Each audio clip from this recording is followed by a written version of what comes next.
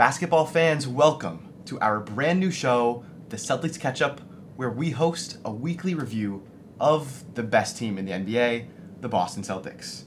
I'm your host, Vinnie Carbone. And I'm Brady Levinson. And without further ado, let's get started. Tatum, good ball fake, one more. Tatum, oh, he caught one! Unless you've been living under a rock for the past few months, you've seen the moves the Celtics have made over the offseason. And before we dive into everything, let's give their moves in the offseason a grade. For my opinion, it would be an A+ for acquiring Drew Holiday, Porzingis, adding depth to their bench. But Brady, Marcus Smart, I love that guy. And the fact that he's gone, I'm giving them an A-. What about you? Yep, I'm going to have to agree with you on that one, Vinny. A-. I mean, on Celtics fan base, we're huge Marcus Smart fans. He was just a crucial part of our team for so long. It sucks to lose him, but there was time the roster needed some turnover. The additions of Drew Holiday and Kristaps and some other bench options like O'Shea Brissett. True. I think it's really going to pay off the Celtics this year. And yep, Drew Holiday, he's filling in that new role, that Marcus Smart, that Malcolm Brogdon role that we had last year. Brady, how do you think Drew Holiday compares defensively to a Marcus Smart and to a Malcolm Brogdon? When this Marcus Smart trade happened, I was like, that's a huge loss on defense. Like, what are we going to do? Like, if I had to give that trade like a grade straight up without anything else happening, I'm giving that like a B. Because we gain a good offensive weapon in Porzingis in that trade, but we lose a huge part of our defense. But then we go out, Drew Holiday gets traded to Portland, and Portland doesn't need him. They want to rebuild. We bring him here. That's huge. I mean, Drew Holiday has been all-defensive first team 3 of the past 6 seasons, including last season in 2023. And his offensive upside is just as good as what Smart and Brogdon's was. I mean, he averaged 18 points per game with the Bucks and almost 5 rebounds, which is great for a guy his size. It is. It really is. And like you said about the stats, on paper, I mean, I think Drew looks better on paper. I really think he does. I mean, his points per game, his assists, his rebounds, his defensive stats, they're up there with, if not better than Malcolm Brogdon's and Marcus Smart. But the real question is how he's going to fit in to the Celtics team. What is he going to do to help them win games? For example, I know he's had a couple preseason games this week, but he actually came off the bench the first game that all the starters played. Yeah. He came off the bench. Derek White started him. Do you think this is going to be what they're really going to do during the season? Take Drew Holiday off the bench and start Derek White? I think they'll experiment with it. I was pondering whether it was like if this is going to be an experiment or if it's reality. But I think they're going to switch it up. I think they can either start Derek White or they can start Drew Holiday. I think the other 4 set in stone. But I think they'll see what works. I mean, it depends if they're going for a more defensive approach. They might start Holiday on there. If you go for more offense, maybe throw Derek White, have Holiday come off the bench. Or you start both of them and you bench maybe a guy like Horford to give him some rest. True. Yeah, we do see the starting Derek White. We do see that double big action. We have Al Horford and Porzingis both in there. And now we can perfectly transition right over to Porzingis versus Time Lord. And I mean, Time Lord's he's gone now. Yep. He's gone. He was I loved him as a player. I mean, he was an inside presence, but everyone's worried. I mean, for him and for Porzingis, they're both injury prone. I mean, how do you think Porzingis' injuries in the past couple seasons compares to Rob Williams? I mean, if you just look at the stats on paper, Rob's missed 98 missed games in the last 3 seasons. Porzingis has missed 140 games in those 3 seasons as well. But he also missed all of 2018 with a torn ACL.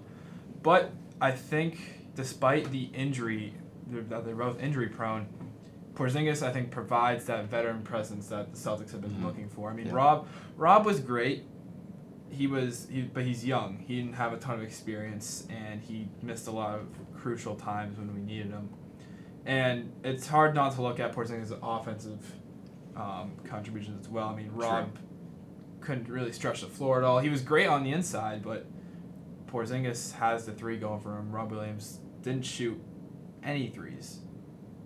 So yeah, and Porzingis, I mean, the Celtics we know do shoot a lot of threes. Yep. They were leading the league in 3-point attempts, 42 threes a game last season, and that's with Rob Williams not shooting not shooting any, basically. Yeah. And Porzingis shoots 5 more a game, and he shoots it at a 36% clip, which is not terrible, but I mean, with Al Horford on the team, who was leading the league at some points last year with like in the mid 40% shooting is unreal for a big. But that floor spacing I really think will help them on offense. And on the defensive end, we have a freakish wingspan of Rob Williams, who's 6'9", 6'10", with a 7'6" wingspan, the exact same wingspan as 7'3" Porzingis, who also has a 7'6" wingspan. And I mean, defensively, if you looked at some of those preseason games, which I loved watching, by the way, Drew Holiday and Porzingis, I just loved watching them on the Celtics. Yep. But last year, Kristaps had a 44 defensive field goal percentage in 65 games. That means people who were shooting at him only shot 44%. Yep. Rob Williams, same thing. I really think we're not losing any defensive presence there. Am I right? No, we're really not. I mean, obviously Rob's had more blocks, but really, like, Kristaps, he provides almost, if not maybe a little lower than Rob's defensive capabilities, but he provides a lot more offense. True. And offense efficiency is another thing. I mean, Porzingis averaged around 20 points a game for the last couple seasons. I mean, in the Knicks, he was a 23, 24 points per game scorer, but Rob only dunked the ball, only shot layups, so he was extremely efficient for his position. I mean, nowadays, big stretch of the floor, but he didn't. He shot 73% from the field last year, and like that's crazy, but obviously he can't do other things Porzingis can. Exactly. Now we can move on to one of the most exciting topics of the Celtics, and all Celtics fan loves this guy. Peyton Pritchard just signed a 4-year, $30 million contract extension, and he went off in preseason these first few games. Brady, can you talk more about that? Of course I can. I mean, he's been averaging 25 minutes per game, which obviously is kind of a lot. I mean, a lot of the regular starters obviously haven't been playing. It's preseason. Yep. But Pritchard has made the most of that time. He's scored 64 points, which is 21.3 points per game. He's averaging 4 assists per game. He's also shooting 42% from 3 over these 3 games, which if he were to average that across a full season, that puts him among the best shooters in the league. And he's also had a good defensive presence out there as well. He had 3 steals in their game earlier this week against the Knicks. And I mean, this is a guy he's gone through a lot over the past year. He's been discussed in trade rumors a bunch. Last season he wasn't in the rotation a bunch. He was playing behind our other guards, but now he seems to be our true backup point guard, and he's making the most of it. Of course, I mean, it's a preseason atmosphere. Obviously, it's not going to be the most competitive basketball we're going to see all season, but I think it's still really impressive what Pritchard's been able to do, and he's really cementing himself as a player who's going to be crucial to the Celtics bench this year.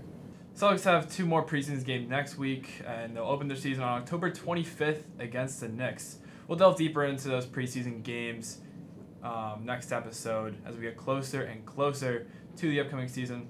That's going to be all for this edition of Celtics Catch Up. See you all next week. Go Celtics.